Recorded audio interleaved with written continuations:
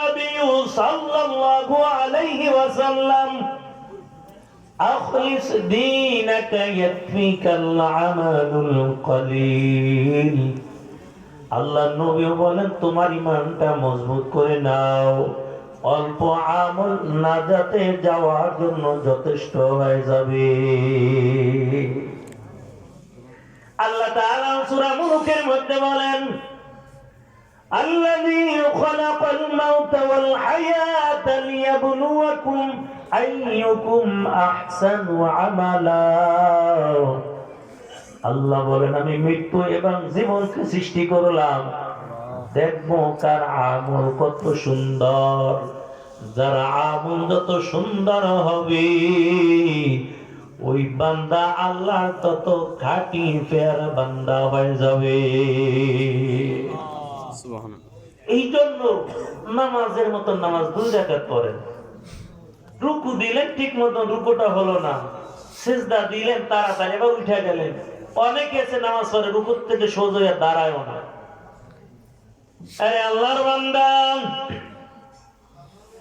আল্লাহ বলে নিশ্চয়ই ঈমানটা আনয়ন করার পর যারা ভালো আমল করবা, যাদের আমল বড় ভালো হয়ে যাবে, আল্লাহ বলেন তাদের আপ্যায়নের জন্য আমি জান্নাতুল ফেরদাউস রেখে দিলাম। আমার কথা আল্লাহর কোরআনের কথা, ইন্নাল্লাযীনা আমানু ওয়া আমিলুস সালিহাত কানাত লাহুম জান্নাতুল ফেরদাউসি নুজুলা।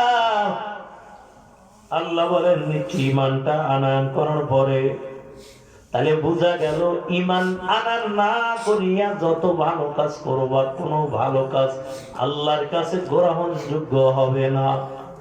হিন্দুরাও তো দান করে, এজন্য কি সওয়াব পাবে? কারণ তার ঈমান নাই। এ মুমিন, আর ঈমানটা আনয়ন করার পর এই জবান দিয়া যদি একবার বলিও আল্লাহর নামটা বের হয়ে যায়, ফেরেশতারা আমল নামার মধ্যে নেক লিখতে দেরি করবে না, সাথে সাথে ফেরেশতারা আমল নামার মধ্যে নেক লিখে দিবে। তাহলে ভালো আমলের বড় দাম। আম্মা জান আয়েশা এবং মায়ের নবী খোলা আসমানে পূর্ণিমা রাতে আনন্দ করে। আম্মা জান আয়েশা ডাক দিয়ে বলে, ও পয়গম্বর, ওই যে আসমানের মধ্যে কোটি কোটি তারকা দেখা যায়, বলেন আসমানের তারকা বরাবর দুনিয়ার জমিনের মধ্যে কারো নেকি আছে কিনা? নবীজি ডাক দিয়া বলে, আয়েশা,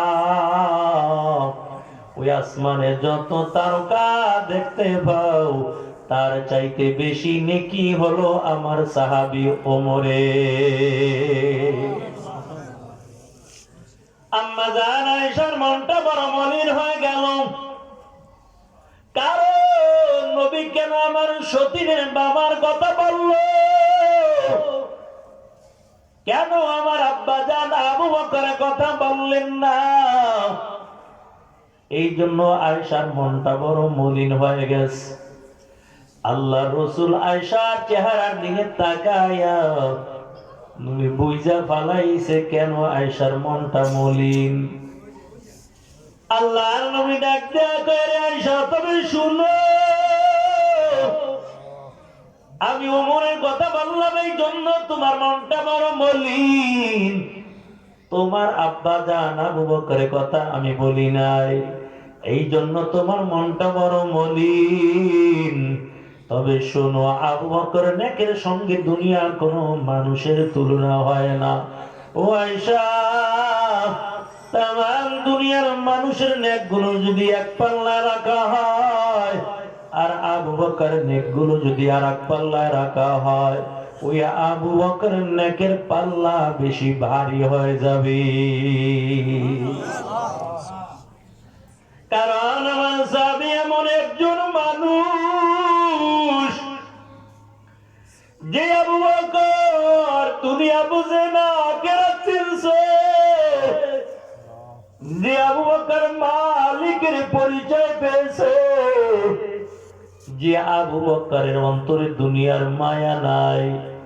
রে আল্লাহর বান্দা, আবু বকর এমন একজন আল্লাহর আশিক যার অন্তরটা আল্লাহ এবং আল্লাহর রাসূলের ভালোবাসা দিয়া ভরপুর। আবু বকর যখন ছোট, তার বাবা কয় আবু বকর চলো গির্জায় যাবো, পূজা করা লাগবে। আবু বকরের হাতটা নিয়ে গির্জার সামনে দাঁড়িয়ে গেল। আবু বকর ডাক দিয়া বলে, আব্বাজান আপনি আগে ঢুকেন, আমি একা একা গির্জার মধ্যে ঢুকবো। বাবার দিলের মধ্যে বড় খুশি, কারণ এখন আবু বকর একা একা পূজা করবে। এরে আল্লাহর বান্দা, আবু বকর যখন একা গির্জার মধ্যে ঢুকে যায়, নজর দিয়া দেখতে পায় সামনে কতগুলো মূর্তি দাঁড় করানো, সামনে খাবারের কোনো অভাব নাই, ফল ফ্রুট মিষ্টি টিষ্টি দিয়া সামনে শুধু প্লেট বইরা রাখছে। ছোট্ট বাবা আবু বকর খাও না গা, কিছুই কয় না। আবার ডাক দিয়া বলে, কিরে কেন খাও না? কথাও কয় না, লড়েও না, সরেও না। আবু বকরের ছোট তো মেজাজ গরম হয়ে গেছে। পাথর ছিল, পাথর দিয়ে মাথার মধ্যে বাড়ি দিছে, মাথা চূর্ণ বিচূর্ণ হয়ে গেছে। তাই কিরা বাড়ি দেবার কেমন খোদা, খোদার মাথায় বাড়ি দিলাম, মাথা চূর্ণ বিচূর্ণ হয়ে গেল। সামনে আর একটা দেখে 14 হাত পাও দিয়া দাঁড়াই রয়েছে। এই যদি তুই না খাও তোরও শেষ করবো। সামনেটার কাছে যাই তাড়াতাড়ি খা, নাহলে পিছনের যে অবস্থা হয়েছে তোর ঠিক একই অবস্থা হইব। ঠিক আপেল গুলো মুখের মধ্যে দেয়, খায় না, শুধু আকুরে গেছে। ওই হাতের পাথর দিয়ে আবার বাড়ি দিল, হাত ভেঙে গেছে। একটা ঠ্যাং ভাঙছে, একটা পাও ভাঙছে, একটা মাথা নাই, একটা কান নাই, একটা চোখ নাই, ভেঙে ভেঙে। ছোট মানুষ তো, মেজাজ যখন ঠান্ডা হয়েছে তাড়াতাড়ি ভয় এসে মায়ের আসলের তলে লোক হয়েছে। আবু বকর বাবা কিছুক্ষণ অপেক্ষা করার পর চিন্তা করল, আজকে আবু বকর বুঝি একা একা পূজা করতেছে। গির্জার মধ্যে যাইয়া দেখে একটা খোদাও নাই, বড় খোদার মাথা নাই, মাথার খোদার হাত নাই, ছোট খোদার পাও নাই। কিরে কাম কি করার মতো দৌড়ে আবার বাড়িতে গেছে। ডাক দিছে, আবু বকর কই? আবু বকর মায়ের আঁচলে আঁচলে লুকাইয়ে থর থর থর থর করে কাঁপে। দেখবেন আমরা যখন বাচ্চাদের ধমক দেই, বাবার মেজাজ যখন বাচ্চা গরম দেখতে পায়, নিজে বাচ্চার জন্য তাড়াতাড়ি মায়ের আঁচলের তলে যাইয়া লুকায়। কারণ বাচ্চা ভালো করে জানে মায়ের অন্তরটা আল্লাহ এত নরম করে দেয়, একটা মা বলে যখন ডাক দেয়, মায়ের দিলের সমস্ত রাগগুলো সাথে সাথে পানি হয়ে যায়। সন্তানের প্রতি মায়ের এত ভালোবাসা থাকে। এই জন্য কিতাবের মধ্যে আসছে, বাবা সন্তানকে কবর রাখতে পারবে, নিজের সন্তানকে বাবা কবরের মধ্যে রেখে উঠে আসতে পারবে, কিন্তু শরিয়াত হুকুম দেয় না কোন মা সন্তানকে সন্তানের লাশটা কবরে রাখা, এটা শরিয়াত হুকুম দেয় না। কারণ বাবা সন্তানের লাশটা কবর রাখা আবার সুস্থ ভাবে উঠে আসতে পারবে। কোন মা জমির মধ্যে এমন নাই সন্তানের লাশটা কবরে রাখা মা সুস্থ অবস্থায় উঠবে। কারণ মায়ের কলিজার মধ্যে আল্লাহ এত মায়া দিছি,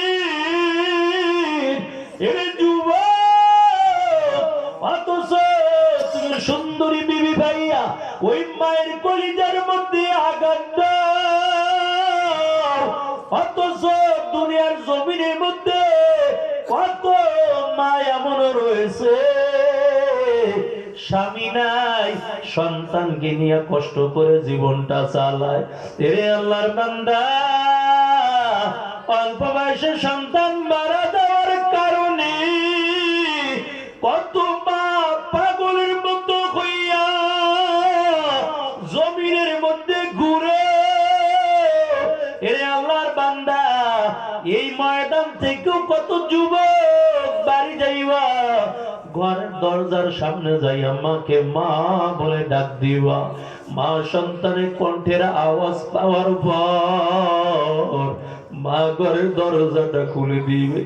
আর কত যুবক এতিমের মতো হইয়া ঘরের দরজার সামনে দাঁড়াইবা,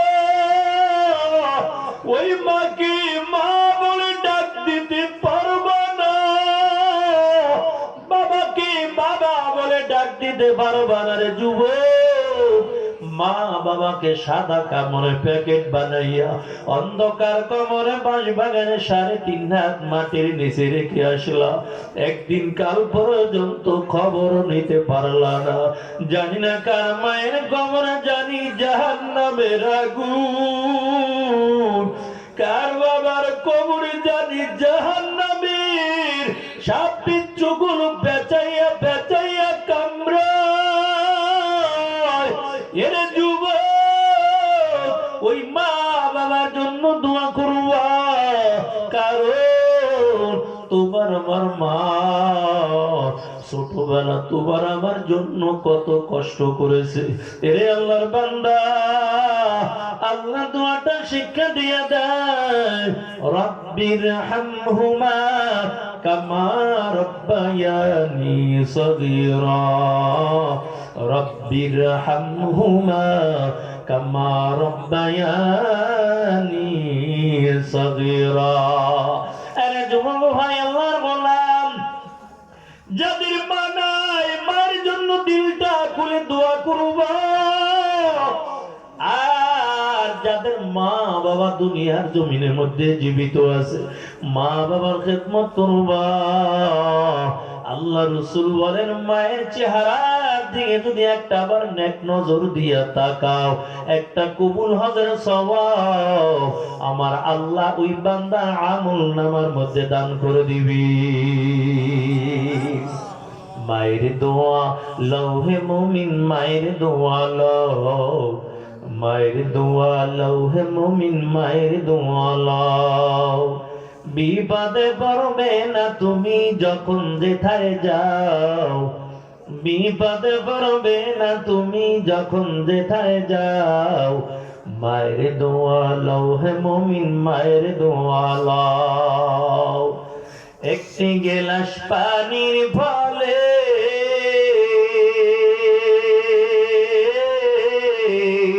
বাইজিদের কোলে তুলে, হাত তুলে মা করলেন দোয়া, বাইজিদকে ওলি বানাও। হাত তুলে মা করলেন দোয়া, বাইজিদকে ওলি বানাও। মায়ের দোয়া লৌহে মুমিন, মায়ের দোয়া লও, মায়ের দোয়া লৌহে মুমিন, মায়ের দোয়া লও। আমার নবী করেন ঘোষণা,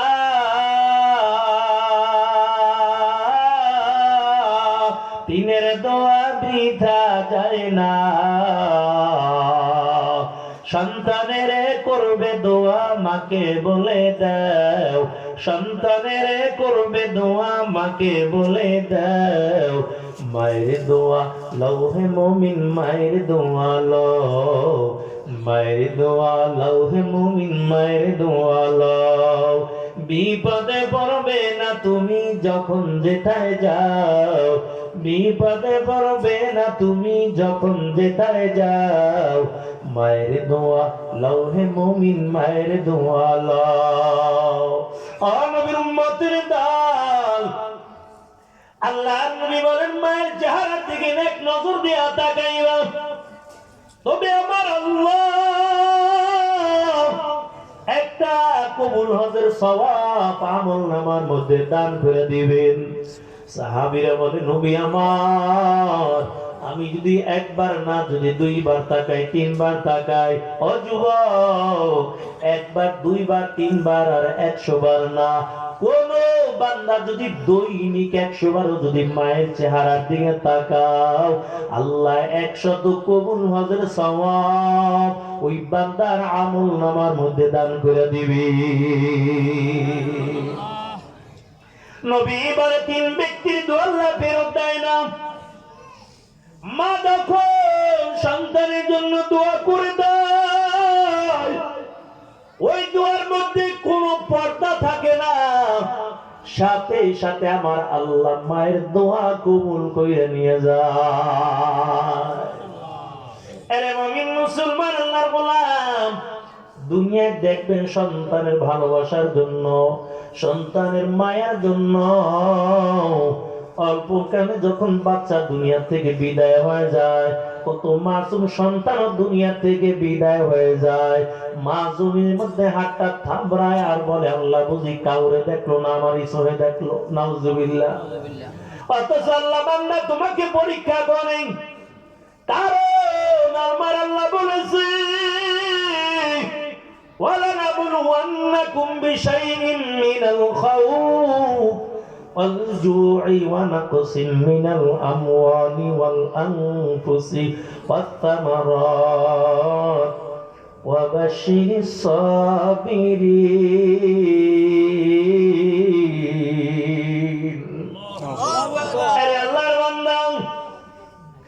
আল্লাহ বলেন অবশ্যই পরীক্ষার সম্মুখীন করবই করব।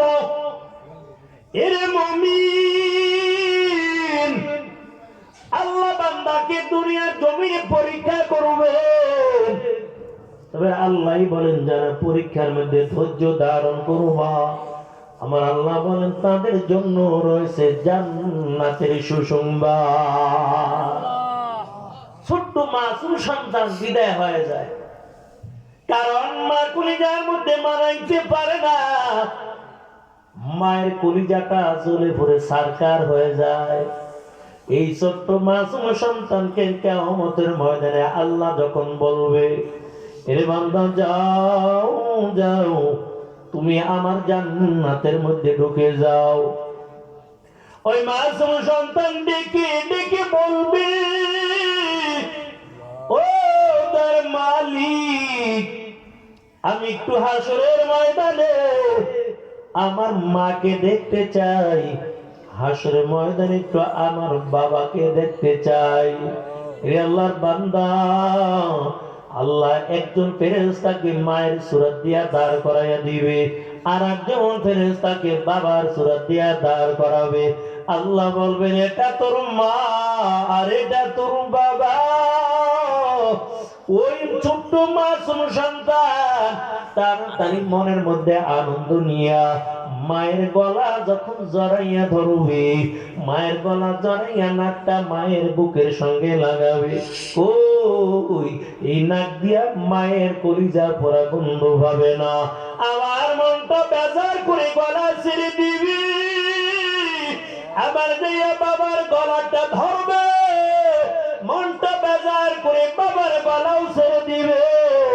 এরে আল্লাহর বান্দা, আমার আল্লাহ ডাক দিয়া বলবে, কেন তোমার মনটা আজকে বেজার দেখা যায়, কেন মায়ের গলা ধরে আবার তাড়াতাড়ি ছেড়ে দিলা? ওই ছোট্ট মাসুম সন্তান ডাক দিয়া বলবে, আল্লাহ এটা আমার মা না, এটা আমার বাবা না। আল্লাহ বলবে, বান্দা কেমন করে তুমি বলছো এটা তোমার মা না, এটা তোমার বাবা না? ছোট্ট মাসুম সন্তান ডাক দিয়া বলবে, আল্লাহ আমি ছোট্টবেলা যখন আমার মায়ের কোলটা খালি করে চলে আসলাম, আজরাইল যখন আমার জানটা কবজ করে নিয়ে আসলো, আমার ভালোবাসায় আমার মায়ের কলিজাটা জ্বলে পুড়ে সারকার হয়ে গেছে। ওদের মালিক, আমি যখন আমার মায়ের গলাটা ধরলাম আর নাকটা যখন আমার মায়ের মুখের মধ্যে লাগাইলাম, ওই এই নাক দিয়া আমার মায়ের কলিজা পোড়া গন্ধ পাই না, যার কারণে বুঝলাম এটা আমার মা না, এটা আমার বাবা না। আল্লাহ ফেরেশতাকে ডাক নিয়ে বলবে, ফেরেশতার দল, এই বান্দার আসল মা বাবাকে হাজির করে দাও।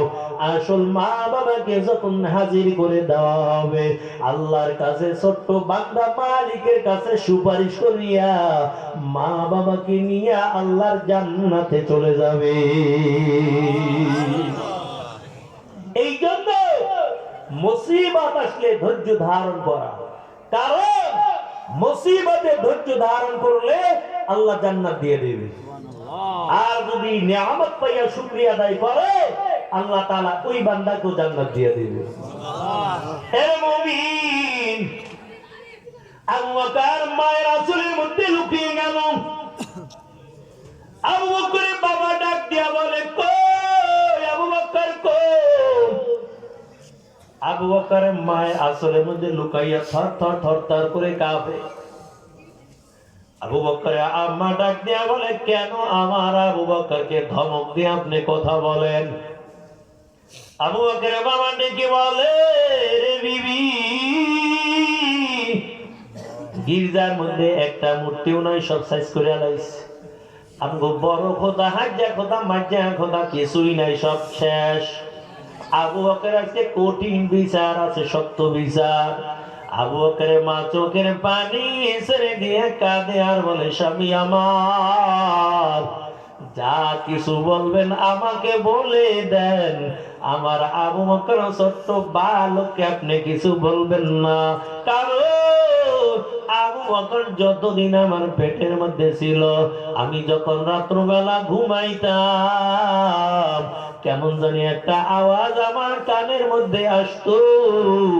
আবু বকরের নাম শুধু আবু বকর থাকবে না, আবু বকরের নামের সঙ্গে আল্লাহ সিদ্দিক নামের উপাধি দিয়ে দিবে। আশিকানা মিল্লাত মাযহাব জুদাস, আশিকানা মিল্লাত মাযহাব খুদাস মিয়ানে আশিক মাশুক রামাজিস কিরামান কাতিবিন দারাম খবরনি। নবীর উম্মতের দল, এই জন্য মায়ের নবী ডেকে বলে, আয়েশা তবে শুনো, আবু বকরের নেকের সঙ্গে দুনিয়ার কারো মানুষের তুলনা হয় না, কারণ আবু বকর অন্তরের মধ্যে দুনিয়ার ভালোবাসা নাই। আবু বকর আমার আল্লাহর পরিচয় পেয়ে গেছে। কেমন মালিকের পরিচয় পাইল রে যুবক? মায়ার নবী ডাক দিয়া বলে, আয়েশা শুনো, তুমি আজকে আমার কাছে যা চাইবা আমি নবী তোমাকে তাই দিয়ে দিব। আম্মা জান আয়েশা ডাক দিয়া বলে, পয়গম্বর বলেন আমি যা চাইবা আপনি তাই দিবেন কিনা? নবী ডেকে বলি, আয়েশা তবে শুনো, আমি কথা দিলাম তুমি আমার কাছে আজকে যা চাইবা আমি নবী তাই দিয়ে দিব। আজকে বাড়িতে যাইয়া আপনি বিবির একটু পরীক্ষা কইরা দেখেন, যদি বিবিরে ভালোবাসা যদি বলেন, বিবি তুমি আমার কাছে যা চাইবা তাই দিব, বিবি কইব, ওই জায়গায় তোমার 10 করা জমিন আছে না, জমিনটা আমার নামে লিখে দাও, কারণ তুমি আর বাঁচবা কয়দিন। সকল নারীরা চায় দুনিয়ার জমিনে আজীবন বাঁচবে, এটা নারীরা চায় বেশি বাঁচবে স্বামীর চাই। অথচ কত নারী স্বামীর আগে দুনিয়ার থেকে বিদায় হয়ে গেল, আবার কত পুরুষ বিবির আগে দুনিয়ার থেকে বিদায় হয়ে যায়। তারপরও স্ত্রীরা চায় স্বামীর যেন টাকা পয়সা বেশি থাক, কারণ দুনিয়ার জমিনের মধ্যে নারীদের ভিতরে দুইটা জিনিসের লোভ বেশি, একটা হলো টাকার লোভ আর একটা হলো স্বর্ণের লোভ। এই জন্য আমাদের সমাজেও মাঝে মাঝে দেখা যায় একটা দুইটা বাচ্চা রাইখাও টাকার লোভে বইরা আর একজনের লগে হিজরত কইরা চইলা যায়।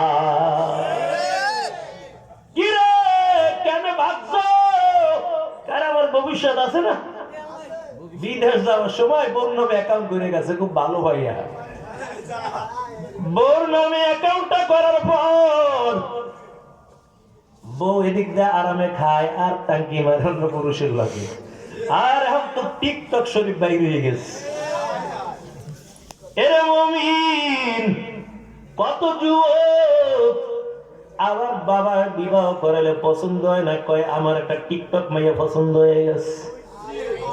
টিকটক দেখতে দেখতে টিকটকের প্রতি এমন ভালোবাসা জমে গেছে, টিকটক মাইয়া দেখে বড় পছন্দ করলো।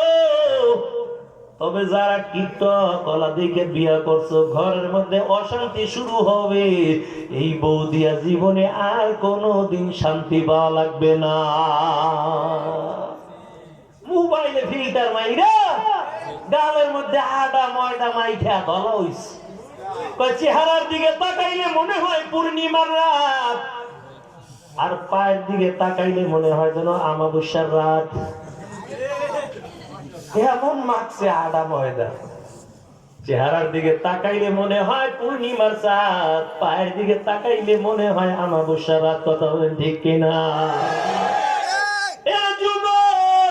ওই টিকটক মাইয়া ঘরে ঢুকাইছো, আর কোনদিন ঘরে শান্তির চোখে দেখা লাগবে না। এই বিবি দিয়া কোনদিন মা বাবা খেদমত করাইতে পারবা না, এই বিবি দিয়া কোনদিন তুমি সুখী হতে পারবা না। কারণ তোমার বিবিকে হাজার হাজার পুরুষেরা টিকটকে পাইয়া দেইগা মজা মারছে, তুমি আর এখন কি মজা দেখবা? মজা তো লয়ে গেছে। দেখবেন কদু গাছের এর মধ্যে, জালের মধ্যে না কি এর মধ্যে কয় কালো একটা হাড়ি টানাইতে না মুক্তি টানাইতে, কি রে কেন টানাইছো? মুখ লাগবে এই জন্য টানাইছে। মুখ লাগে না, লাগে চোখ, চোখের নজর কিন্তু সাবধান, খারাপ। চোখ লাগিয়ে যায়, এই জন্য ছোট্ট বাচ্চাদের কপালে কালো টিপ দিয়া তৈরি কি লেগে দিচ্ছে, মুখ লাগবে এই লেগে দিচ্ছে। মানুষের চোখের নজরে তাকানো কিন্তু খারাপ। তোমার বিবিরে তো আর একজনে দেখে চোখ লাগাইয়া দিছে, আর লাগাইব কি? যদি একটা দিনদার মায়ে যদি মেয়ে যদি ঘরের মধ্যে ঢুকাইতা, ওই মেয়েটা দিয়া মা বাবার খেদমত করতে পারতা, ওই মেয়েটা দিয়া তোমার ঘরের মধ্যে সুখ শান্তি চলে আসতো। ওই মেয়েটা কোনোদিন বলতো না তোমার মা বাবাকে তুমি খাওয়া দিতে পারবা না, ওই মেয়েটা কোনোদিন বলতো না তোমার খেদমত করতে পারবো না। কারণ যার ঘরের মধ্যে একজন দিনদার বিবি আছে, আল্লাহ তাআলা দুনিয়ায় ওই ঘরটা একটা জান্নাতের বাগান বানাইয়া দিছে। থাকতে পারে শান্তি নাই যাদের ঘরের বিবি ভালো না। আল্লাহর বান্দা, বিবি দিয়ে যে সুখে দুনিয়াটা, পুরা দুনিয়াটা তার সুখ, আর বিবি দিয়া যার দুনিয়ার জমিনে ভেজাল, আর পুরা দুনিয়াটা চলতে গেলে বড় ভেজাল। আরে মুমিন, আল্লাহ বলেন ওয়ালানাবুওয়ান্নাকুম বিশাইইম মিনাল খাউফ, আল্লাহ বলেন অবশ্যই অবশ্যই আমি তোমাকে পরীক্ষার সম্মুখীন করবই করব। কি দিয়া পরীক্ষা করব? আল্লাহ বলেন খাউফ, ভয় দিয়া আমি আল্লাহ তোমাকে পরীক্ষা করব। অলজু, ক্ষুধা দিয়া তারপর পরীক্ষা করব। তোমার ফল ফলাদি গুলো নষ্ট করে তারপর পরীক্ষা করব। তোমার সন্তান গুলো তোমার থেকে বিয়োগ করে পরীক্ষা করব। তবে যারা পরীক্ষার মধ্যে ধৈর্য ধারণ করবা, আমার আল্লাহ বলেন তাদের জন্যই রয়েছে জান্নাতের সুসংবাদ। ইবলিসে আল্লাহর কাছে, আল্লাহ আইয়ুব নবীর এত সম্পদ দিছো, এই জন্য তোমার ইবাদত করে। আমার মালিক ডাক দিয়ে বলে, ইবলিস না, আমার আইয়ুব আমি মালিকের জন্য বড় পাগল। ইবলিসকে আল্লাহ তাআলা পরীক্ষা করো দেখি, আইয়ুব কি আসলে তোমার জন্য পাগল না সম্পদের বড় পাগল? আল্লাহ তাআলা আইয়ুব নবীকে পরীক্ষার সম্মুখীন করলো। আইয়ুব নবীর হাজার হাজার বকরি ছিল, ভেড়া ছিল, দুম্বা ছিল। হাজার হাজার দুম্বা গুলো সাথে সাথে মারা গেল, হাজার হাজার উট গুলো সাথে সাথে মারা গেল। রাখাল কান্না করতে করতে আইয়ুব নবীর কাছে হাজির। আইয়ুব নবী ডাক দেয়া বলে, রাখাল বলো কেন তুমি কাঁদো? রাখাল ডাক দেয়া বলে, পয়গম্বর আপনার একটা উটও নাই, আপনার একটা দুম্বাও নাই, আপনার একটা বকরি ভেড়া কিচ্ছু নাই, হাজার হাজার দুম্বা গুলো সাথে সাথে মারা গেল। আইয়ুব নবী ডাক দেয়া বলে, রাখাল আমার মালগুলো দেখতে আমার যে সময়টা ব্যয় হইতো চিন্তা করা লাগবে না, এই সময়টা এখন আমি মালিকের কাছে ব্যয় করব। আল্লাহর মালগুলো আল্লাহ নিয়ে গেছে, আমার কোনো দুঃখ নাই, আমি মালিকের শুকরিয়া আদায় করে নিলাম। ইবলিস কয়, কি ব্যাপার, এমন মানুষ তো দেখি নাই, এত হাজার হাজার দুম্বাগুলো মারা গেল, অথচ এই অবস্থায় আইয়ুব নবী আলহামদুলিল্লাহ বলে মালিকের শুকরিয়া আদায় করে নেয়। আর আমাদের যখন মুসিবত হয়, আমরা মুসিবতের পড়লে তখন বিড়ি টানা শুরু করে দেয়। কি রে, কেন বিড়ি টানো? তার কোন চিন্তার মধ্যে পড়ছি। ভাই কি চিন্তা করছো? ব্যবসার মধ্যে লস হয়েছে, এর লেগে বিড়ি টানে। বান্দা সুখে থাকলো বিড়ি খায়, দুঃখে থাকলো বিড়ি খায়, ব্যবসায় লাভ হইলো বিড়ি খায়, এ সময় বিড়ি না ব্যবসা সিগারেট খায়। আর যখন লস হয়ে যায় তখন দেখা যায় আকিস বিড়ি টানা শুরু কইরা দেয়। অথচ সাহাবায়ে কিরাম যখন মুসিবতের মধ্যে পড়ে যাইতো, এমনকি পায়ের জুতাও যদি ছিঁড়া যাইত, জুতার ফিতাও যদি ছিঁড়তো, মালিকের কুদরতি পায়ে সিজদা দিয়া আল্লাহর কাছে সাহায্য চাইতো। আমগো দেশের ব্যবসায়ীরা বিড়ি খায়, এই যুবক ব্যবসায় লস হতেই পারে, কারণ আল্লাহ বলেছে আমি আল্লাহ পরীক্ষার সম্মুখীন করবই করব। আইয়ুব নবী ডাক দিয়া বলে, রাখাল কোনো চিন্তা করা লাগবে না, আমি এখন মালিকের শুকরিয়া আদায় করে নিলাম, কারণ এই সময়টা এখন মালিকের ইবাদতে কাটাইব। আরে আল্লাহর বান্দা, ওদিক থেকে হঠাৎ এবার সন্তানগুলো বিদায় হয়ে গেল।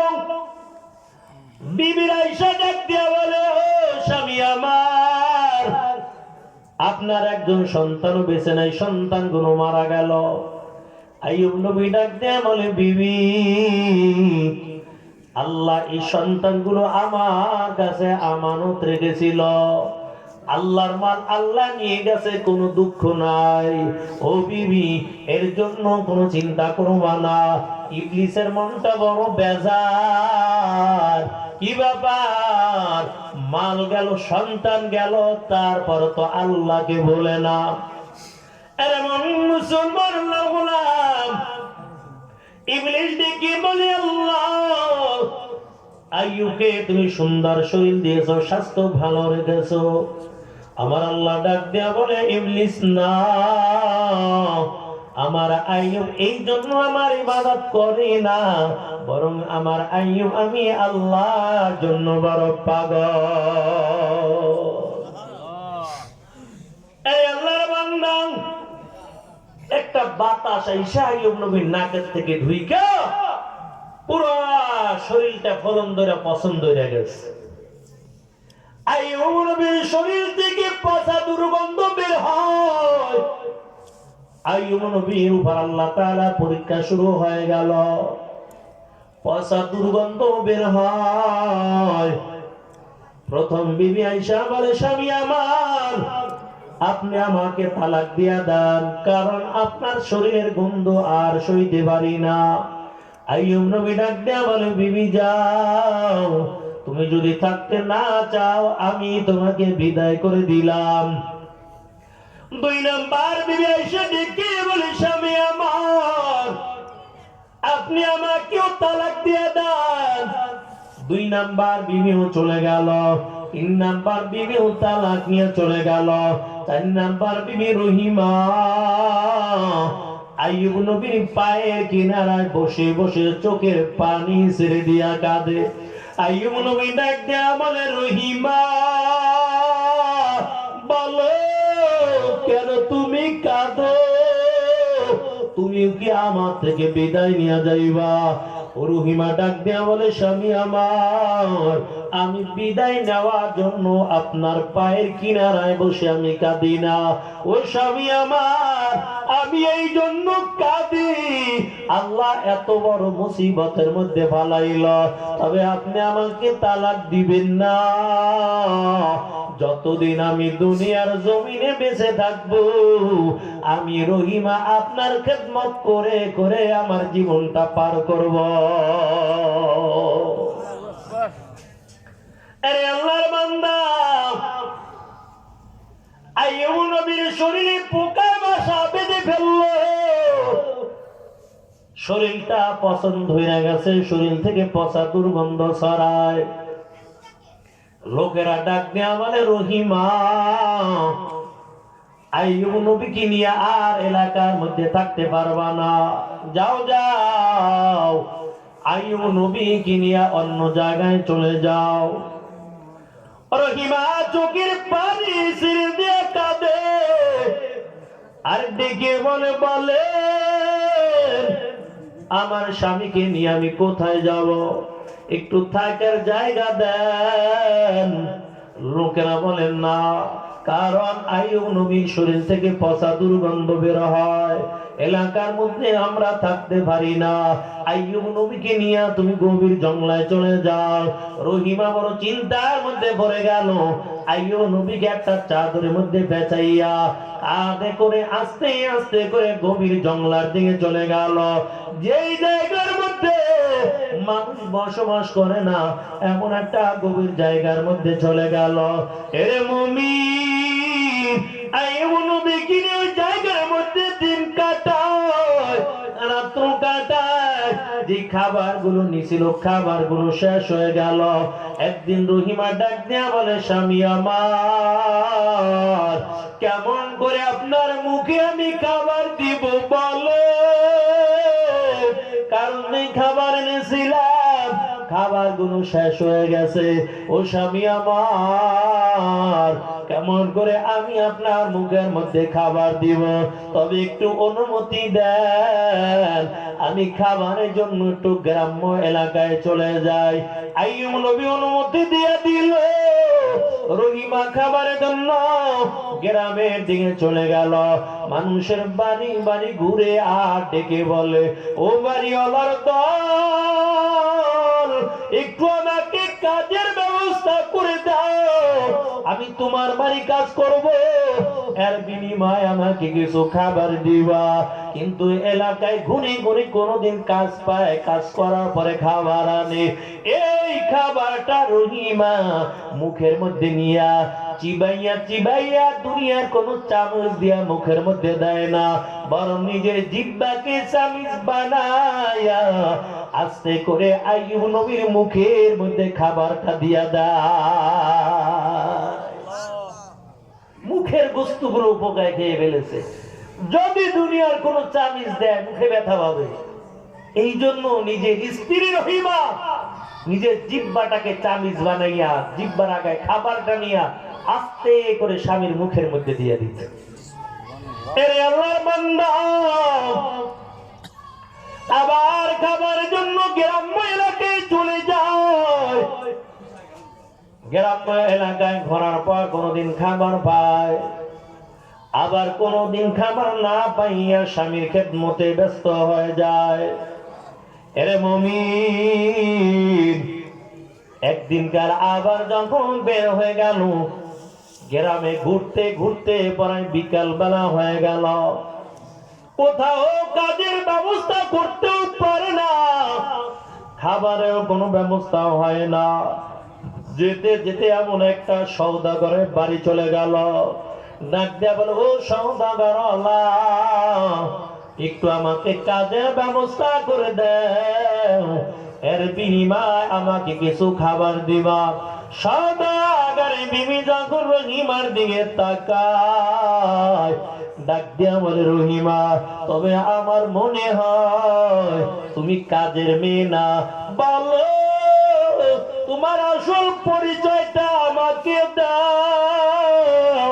রহিমা ডাক দেয়া বলে এরে বোন, আসলে আমি কাজের মেয়ে না, আমার স্বামীর নাম হলো আইয়ুব, আমার স্বামী আল্লাহর একজন পাঠানো পয়গম্বর। ওই সওদাগরের বিবি ডাক দেয়া বলে রহিমা যদি তুমি আইয়ুব নবীর বিবি হও আর দেরি করবা না, আমাকেও তুমি কালিমা পড়াইয়া মুসলমান বানাইয়া দাও। সওদাগরের বিবিও কালিমা পড়ে মুসলমান হয়ে গেল। এরে আল্লাহর বান্দা, সওদাগরের বিবি ডাক দেয়া কয় রহিমা আর তোমার খাবারের চিন্তা করা লাগবে না, যখন খাবার শেষ হয়ে যাবে আমার বাড়ি আসবা, কাজ কইরা খাবার নিয়ে যাইবা, খাবারের চিন্তা করা লাগবে না। ইবলিসের মাথা বড় গরম, কি ব্যাপার, এখন দেখি রহিমার খাবারের ব্যবস্থাটাও হয়ে গেল। মিস্টার ইবলিস সওদাগরকে যাইয়া ধোঁকা দেওয়া শুরু করলো।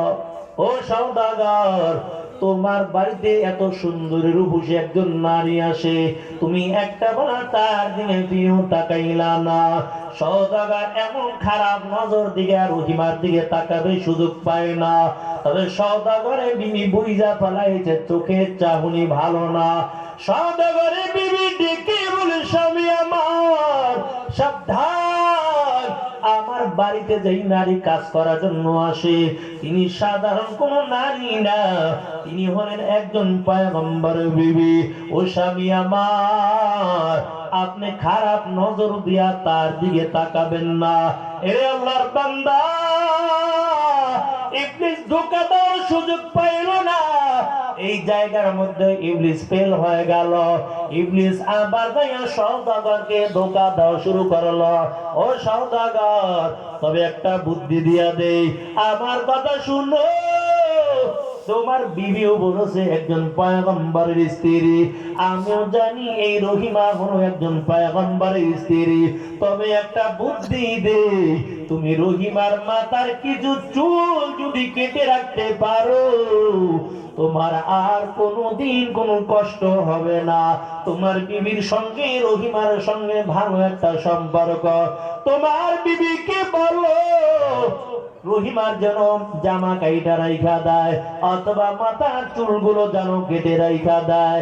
এরে মুমিন, সওদাগর বাড়িতে দাঁড়িয়ে বিবিকে ডাক দিয়া বলে এরে বিবি, তবে রহিমার মাথার চুলগুলো কেটে রাইখা দাও, কারণ একটা বুড়া লোক আমাকে বলল ইনি হলেন একজন পয়গম্বরের বিবি, মাথার চুলগুলো যদি কাটা হয় আর আমাদের ঘরের মধ্যে যদি রেখে দেই আর কোনোদিন বিপদ হবে না। এই জন্য রহিমাকে বলো মাথার চুলগুলো যখন কেটে দেয়। এরে আল্লাহর বান্দা, পরের দিন আবার যখন রহিমা কাজ করার জন্য চলে গেল, সওদাগরের বিবি ডাক দিয়া বলে রহিমা, আমি একটা কথা বলতে চাই, বলো তুমি আমার কথা রাখবা কিনা। রহিমা ডাক দিয়া বলে বলো তুমি কি বলতে চাও। ওই সওদাগরের বিবি ডাক দিয়া বলে রহিমা, তোমার মাথার চুলগুলো কেটে দাও আর তোমার খাবার চিন্তা করা লাগবে না, যতদিন দরকার আমি খাবারের ব্যবস্থা করে দিব।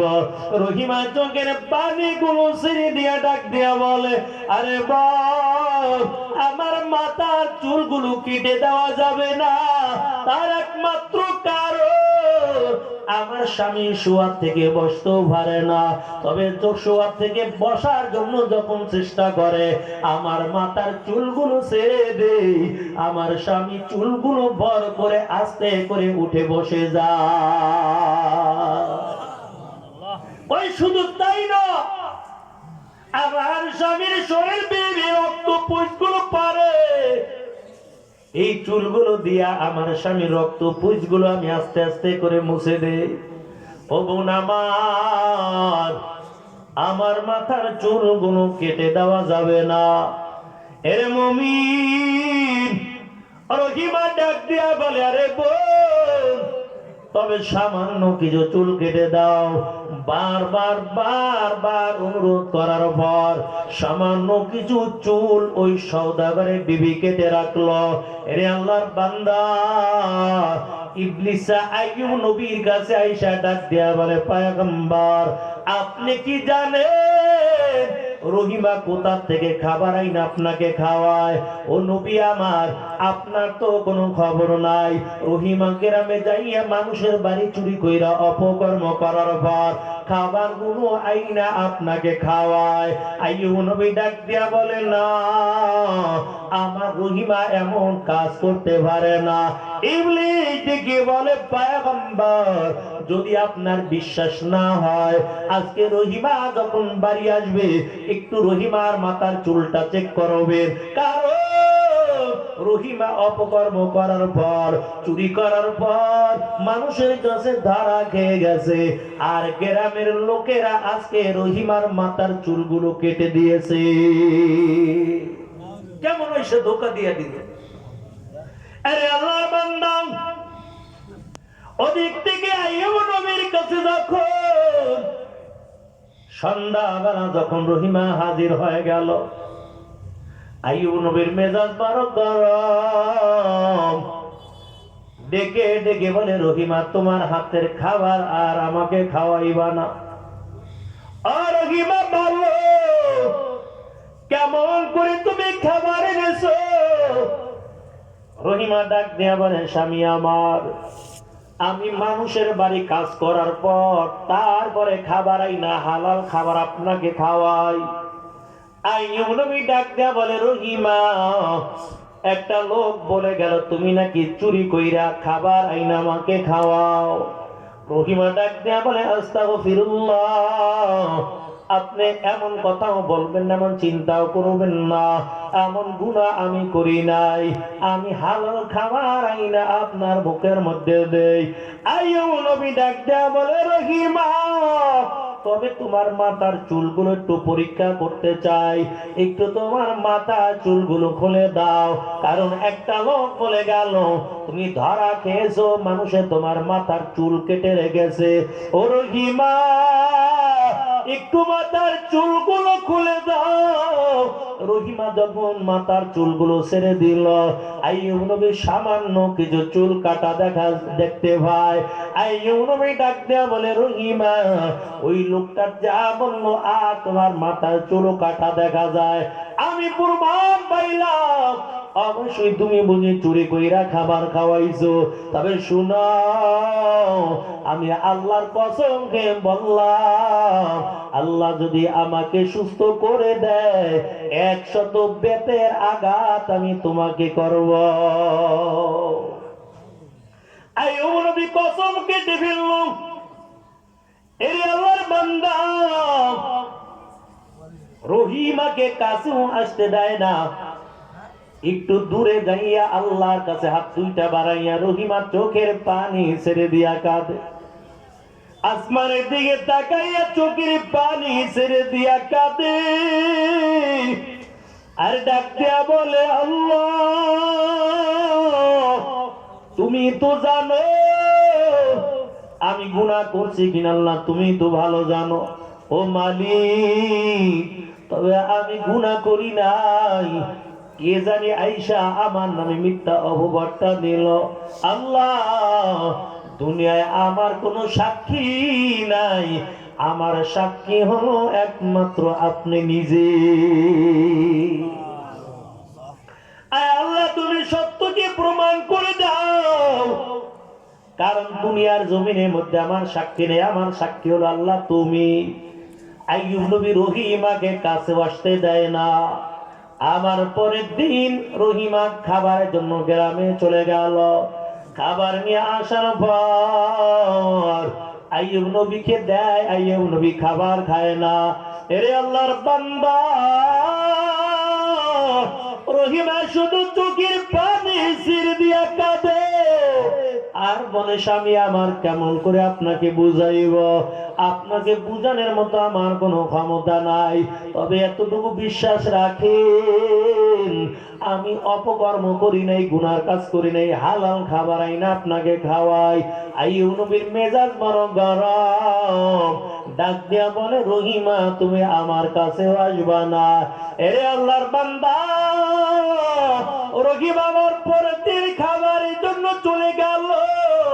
আল্লাহ জিবরাইলকে আইয়ুব নবীর কাছে পাঠায়, ও জিবরাইল যাও আমার বন্ধুর কাছে চলে যাও, দেখো আমার বন্ধুকে যে অবস্থায় রাখলাম আমার বন্ধু আমার উপর খুশি আছে কিনা। জিবরাইল আমিন আয়েশা আইয়ুব নবীর কাছে হাজির হয়ে গেছে। জিবরাইল আমিন আইয়ুব নবীকে সালাম দিয়ে দিল, কিন্তু আইয়ুব পয়গম্বর সালামের উত্তর দেয় না। অনেকক্ষণ পর তারপরে জিবরাইলের সালামের জবাব দিয়ে দিল। জিবরাইল ডাক দিয়া বলে পয়গম্বর আপনাকে আমি সালাম দিলাম, কেন এত দেরি কইরা আপনি সালামের উত্তরটা দিলেন? বলে সালামের জবাব কেন দেরি কইরা দিলেন? আইয়ুব নবী চোখের পানি ছেড়ে দিয়া কান্না করে আর বলে জিবরাইল একটা পোকায় আমার জিহ্বার গোশতগুলো খাইতেছিল। ও জিবরাইল যেই সময়টা পোকায় আমার জিহ্বার গোশতগুলো খায় ওই সময় তুমি আমাকে সালাম দিছো, আমি যদি তোমার সালামের উত্তরটা দিতাম আমার জিহ্বাটা নাড়া লাইগা পোকাটা জমিনে পইরা যাইত। এই পোকায় যদি কিয়ামতের ময়দানে আল্লাহর আদালতে মামলা দিয়া দিত, আল্লাহ তুমি আমার রিজিক রেখেছো আইয়ুব নবীর জিহ্বার গোশত, কিন্তু আমি পেট ভরে আইয়ুব নবীর জিহ্বার গোশত খেতে পারি নাই। আইয়ুব নবী নাড়া দিয়া জমিনের মধ্যে আমাকে ফালাইয়া দিল। ও জিবরাইল এই জন্য আমি সালামের উত্তর দেই নাই। পোকায় গোশত খাইয়া যখন জমিয়ে পড়ে যায় তারপরে আমি তোমার সালামের উত্তর দিয়া দিলাম। এরে আল্লাহর বান্দা, আইয়ুব নবী ডাক দিয়ে বলে জিবরাইল এই জন্য আমার সালামের উত্তর দিতে দেরি হয়ে গেছে। জিবরাইল ডাক দিয়ে বলে পয়গম্বর তবে আল্লাহ জানতে চেয়েছেন আপনি যে অবস্থায় আছেন আল্লাহর উপর খুশি আছেন কিনা। আইয়ুব নবী চোখের পানি ছেড়ে দিয়া কাঁদে আর বলে জিবরাইল আলহামদুলিল্লাহ আল্লাহ যে অবস্থায় রেখেছে মালিকের শুকরিয়া আদায় করি, তবে আল্লাহর কাছে বলবা আমার পুরো শরীরের গোশত গুলো খাইলো কোনদিন মালিকের কাছে আমি দোয়াও করি নাই, আমার পুরো শরীরটা পোকায় বাসা বেঁধেছে আমি কোনদিন আমার মালিকের কাছে বলি নাই। ও জিবরাইল আস্তে আস্তে করে পোকায় আমার জিহ্বাটা খাওয়া শুরু কইরা দিয়েছে। আমার জিহ্বা যদি পোকায় খায় বলো কেমন করে আমি মজা কইরা কইরা আমার মালিককে আমি ডাকবো।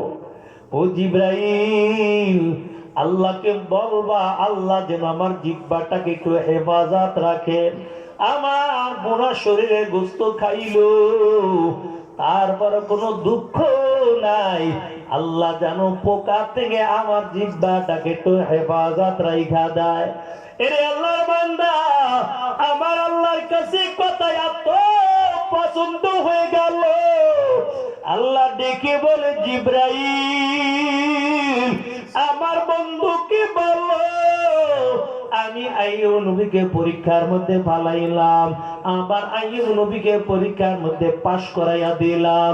ও জিবরাইল তবে আমার বন্ধুকে বলো পায়ের গোড়ালি দিয়ে যেন একটু জমিনের মধ্যে আঘাত করে দেয়। জিবরাইল আমিন ডাক দিয়া বলে ও পয়গম্বর আল্লাহ বলেছেন পায়ের গোড়ালিটা দিয়া জমিনের মধ্যে আঘাতটা করেন। আইয়ুব নবী ডাক দিয়া বলে জিবরাইল কেমন করে আমি পায়ের গোড়ালি দিয়া আঘাতটা করব? আমার গায়ের মধ্যে কোনো গোস্ত নাই, আমার পায়ের গোড়ালির মধ্যেও কোনো গোস্ত নাই, আমার পায়ের গোস্তগুলো সব পোকায় খেয়ে ফেলেছে। তুমি আমাকে বলো পা দিয়া জমির মধ্যে আঘাত করব। ও জিবরাইল বলো কেমন করে আমি আঘাতটা করব? জিবরাইল ডাক দেয়া বলে পয়গম্বর আস্তে করে পা জমিনের মধ্যে একটু লাগান। আইয়ুব নবী যখন পায়ের গোড়ালিটা আস্তে করে জমিনের মধ্যে লাগায়, আল্লাহর কি কুদরত! দুই দিকের মাটি দুই দিকে ভাগ হইয়া মাঝখান থেকে পানি ওঠা শুরু হয়ে গেল। আল্লাহু আকবার! কাদের কুদরত দারি বামকামাল আনতা রব্বি আনতা হাসবি যুল জালাল তুহি কাদের জলিলুল্লাহ জাহাদার বহরহাল তুহি মেরা নিগাদার। নবীর উম্মতের দল ওই জায়গা থেকে পানি ওঠা শুরু হয়ে গেল। জিবরাইল ডাক দেয়া বলে পয়গম্বর এখন এক ঢোক পানি আপনি পান করেন। আইয়ুব নবী যখন হাতের মধ্যে এক ঢোক পানি নিয়ে পান করলো, শরীরের মধ্যে যত পোকা ছিল সাথে সাথে সকল পোকাগুলো জোরে জোরে জমিনের মধ্যে পড়ে গেল। জিবরাইল আবার দেখি বলে পয়গম্বর এখন যে পানি আছে এই পানি দিয়া আপনি গোসল করেন। আইয়ুব নবী পানি দিয়া গোসল করলো।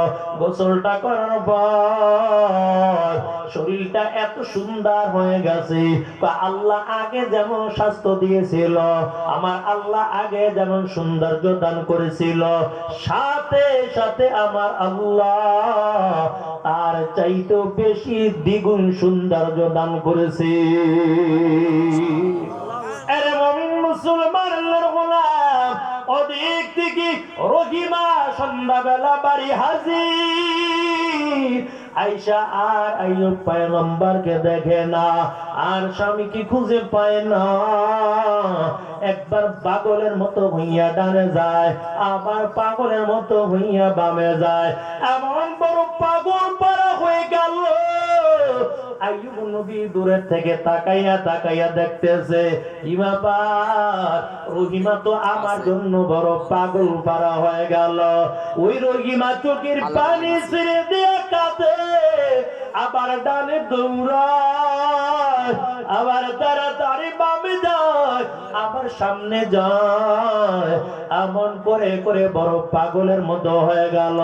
আল্লাহর কাছে ডাক দিয়া বলে আল্লাহ আমার স্বামীকে না জানি জঙ্গলার কোন হিংস্র প্রাণী খাইল, ওদের মালিক আমার স্বামীকে তো আমি খুঁজে পাই না। এমন বড় পাগলের মতো হয়ে গেল। আইয়ুব নবী দূরে থেকে তাকাইয়া তাকাইয়া দেখে, একটু পর ডাক দিছে রহিমা।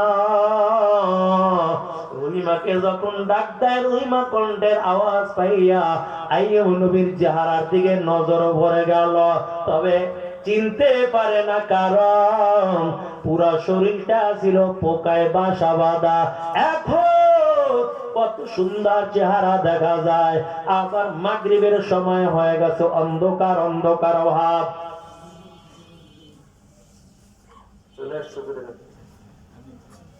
কয় মিনিট? আর ইনশাআল্লাহ 5 মিনিট, ঠিক আছে। আরে মুমিন, যখন রহিমা আসলো সন্ধ্যা হয়ে গেছে, কিন্তু দূরের থেকে যখন আইয়ুব পয়গম্বর ডাক দিল, রহিমার অন্তরের মধ্যে আরো বড় ভয় লেগে গেল। হায় রে, এমন গভীর জঙ্গল কেউ নাই, আমার কোন পুরুষ লোকে আমাকে ডাক দিল। হঠাৎ করে যখন একটু দূরে আবার নজর পড়ে গেল, আবার যুবকটা ডাকতেছে রহিমা, কাকে তুমি খুঁজতেছ? রহিমা ডাক দিয়া বলে আমার স্বামী আইয়ুব পয়গম্বরকে আমি খুঁজতেছি। আইয়ুব নবী ডেকে বলে রহিমার একটু কাছে আসো। রহিমা ডাক দিয়ে কয়, না না, আপনার কাছে যাওয়া যাবে না, কারণ আপনাকে আমি চিনি না, গভীর জঙ্গল, এই জায়গার মধ্যে কেউ নাই, আপনার কাছে আমার যেতে বড় ভয় লাগে। আইয়ুব পয়গম্বর মুস্কি মুস্কি হাসে, আবার ডাক দেয়া বলে, রহিমা একটু ভালো করে আমার চেহারার দিকে তাকাও, দেখো তোমার স্বামী আইয়ুবের মতন দেখা যায় কিনা। রহিমা যখন একটু আবার কাছে যায়, দেখে আস্তে আস্তে নজর দিয়ে দেখে আমার স্বামীর মতন দেখা যায়। আইয়ুব নবী ডাক দিয়ে কয়, রহিমা দেখো তোমার স্বামী আইয়ুবের মতন নাক দেখা যায় কিনা, কানটা আইয়ুবের মতন দেখা যায় কিনা, চোখ দুইটা আইয়ুবের মতন দেখা যায় কিনা।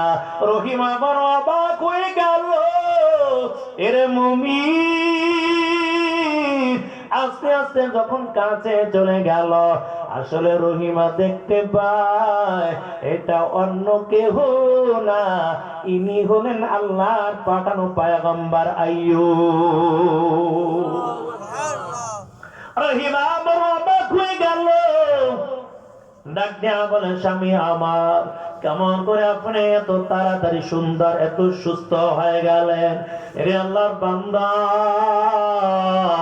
আইয়ুব নবী ডাক দিয়া বলে, রহিমা আমার মালিক আমাকে সুস্থ করে দিয়েছে, তবে আল্লাহ তাআলা আমার জন্য জান্নাত থেকে 5টা পুরস্কার পাঠাইয়া দিয়েছেন। এরে আল্লাহর বান্দা, জিবরাইলকে আল্লাহ তাআলা পাঠাইয়া বলে, জিবরাইল যাও, আমার আইয়ুব পয়গম্বরকে আমি আল্লাহ সৌন্দর্য দান করে দিলাম, আমার আইয়ুবের জন্য জান্নাত থেকে 5টা পুরস্কার নিয়ে যাও। জিবরাইল 5টা হাদিয়া নিয়ে আইয়ুব নবীর কাছে হাজির। 1 নাম্বার গায়ের পোশাকটা নিয়ে হাজির হয়ে গেল, 2 নাম্বার পরনের কাপড় নিয়ে হাজির হয়ে গেল, নামাজের একটা মুসাল্লা নিয়ে জিবরাইল আমিন আইয়ুব নবীর কাছে হাজির, সুন্দর একটা জান্নাতি তসবিহ নিয়ে হাজির হয়ে গেল। 5 নাম্বার কত সুন্দর একটা জান্নাতি নূরের টুপি নিয়ে জিবরাইল আমিন আইয়ুব নবীর কাছে হাজির হয়ে যায়। জিবরাইল আমিন ডাক দিয়ে বলে, ও পয়গম্বর, আল্লাহ তাআলা হাদিয়া পাঠাইছে। এত সুন্দর পোশাকটা পাওয়ার পর আইয়ুব নবী যখন পোশাকটা পরিধান করলো, এরে মুমিন, পোশাকটা পরিধান করলো, কাপড়টা পরার পর নামাজের মুসাল্লা বিছাইয়া আইয়ুব নবী ডাক দিয়া বলে, জিবরাইল, আল্লাহ আমাকে সুস্থতার নিয়ামত দান করেছে, ওই মালিকের কুদরতি পায়ে সিজদা দিয়ে দিয়ে আমি শুকরিয়া আদায় করব। ও জিবরাইল, ওই আল্লাহর কুদরতি পায়ে আমি সিজদা দেব। আল্লাহর পয়গম্বর আইয়ুব নবী 4 রাকাত নামাজের নিয়ত করে আল্লাহু আকবার বলে দাঁড়িয়ে গেল। 4 রাকাত নামাজের নিয়ত করলো, তবে প্রথম রাকাত আদায় করলো, দ্বিতীয় রাকাত আদায় করলো, 3 নাম্বার রাকাত আদায় করার পর আইয়ুব নবী ডানে বামে সালাম ফিরাইয়া দিল। এরে আল্লাহর বান্দা, জিবরাইল আমিন লোকমা দিয়ে বলে, ও পয়গম্বর, আপনি 4 রাকাত নামাজের নিয়ত বাংলেন কেন? আপনি 3 রাকাত নামাজ পড়ে ডানে বামে সালাম ফিরাইলেন, আপনি তো ভুল করেছেন, আপনার আরো 1 রাকাত নামাজ বাকি আছে। জিবরাইল আমিন লোকমা দেওয়ার পর আল্লাহ ডাক দিয়া বলে, জিবরাইল, কেন তুমি লোকমা দিছো? জিবরাইল বলে, আল্লাহ, এই জায়গার মধ্যে আর কেউ নাই। আইয়ুব নবী তো 4 রাকাত নামাজের নিয়ত করেছিল, 3 রাকাত পড়ার পর ডানে বামে সালাম ফিরাইছে, বলার মতো কেউ নাই, এই জন্য আমি জিবরাইল লোকমা দিলাম। আল্লাহ বলে, জিবরাইল না, তুমি তো আর মুসল্লি না, ও জিবরাইল, তোমার লোকমা দেওয়া লাগবে না, আমার বন্ধুকে জানাইয়া দাও, এই আইয়ুব নবী মাগরিবের 3 রাকাত নামাজ আমি এমন ভাবে কবুল করলাম, আমার বন্ধু 4 রাকাত নামাজের নিয়ত করেছিল, কিন্তু 3 রাকাত নামাজ পড়া ডানে বামে সালামটা ফিরাইলো। এই 3 রাকাত নামাজ আমি আল্লাহ এমন ভাবে কবুল করলাম, আমার আখির পয়গম্বর মুহাম্মদুর রাসূলুল্লাহ সাল্লাল্লাহু আলাইহি ওয়াসাল্লামের যত উম্মাত দুনিয়ার জমিনের মধ্যে আসবে, এই আইয়ুব নবী এই মাগরিবের 3 রাকাত নামাজ আমি কবুল করিয়া সমস্ত নবীর উম্মতের উপর, আখিরি নবীর উম্মতের উপর মাগরিবের এই 3 রাকাত নামাজ আমি আল্লাহ ফরজ করে দিব। শুধু তাই নয়, হুজুর চলে আসবে ইনশাআল্লাহ, 2 মিনিট বাকি, 2 মিনিট নয় 1 মিনিট, যেহেতু আল্লাহ ওয়ালা মানুষ, বুজুর্গ মানুষ, হুজুর চলে আসবে 1 মিনিট ভিতরে ইনশাআল্লাহ। থাকবেন তো সবাই ইনশাআল্লাহ? এরে মুমিন, তবে জিবরাইল আমিন আইয়ুব নবীকে যখন জানাইয়া দিল, শুধু তাই নয়, আল্লাহ তাআলা আরো জানায়, ও জিবরাইল শুধু এতটুকু নয়, আমার বন্ধু যেমন মাগরিবের 3 রাকাত নামাজ পড়লো, আর এই নামাজটা আমি আল্লাহ তাআলা কবুল করে নিলাম। ও জিবরাইল যত আখির নবীর উম্মতেরা মাগরিবের 3 রাকাত নামাজ আদায় করবে, 1 ভাগ সওয়াব আমি আইয়ুব নবীর আমলনামার মধ্যে দান করে দিব। এখন আইয়ুব নবী ডাক দেখো রহিমা, তবে আমি আল্লাহর কসম কেটেছিলাম আমি সুস্থ হয়ে গেলে 100 বেতের আঘাত করব। আমাকে আল্লাহ সুস্থ করেছেন। এই উঠে যান, কই হুজুর আইতেছে তো, কি 1 নাম্বার 2 নাম্বার সারার জন্য মনে যাইতেছেন নাকি?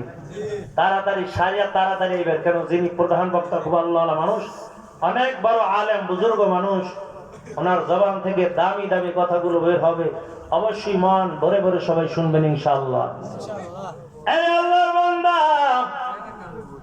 আইয়ুব নবী ডাক দেয়া, রহিমা আমি কসম কেটেছিলাম 100 বেতের আঘাত করো। ও রহিমা, ভালোবাসার আলাপ পরে হবে, আগে 100 বেতের আঘাত কইরা লয়। আরে আল্লাহর বান্দা আইয়ুব নবী বড় লাঠি একটা লইছে মোটা।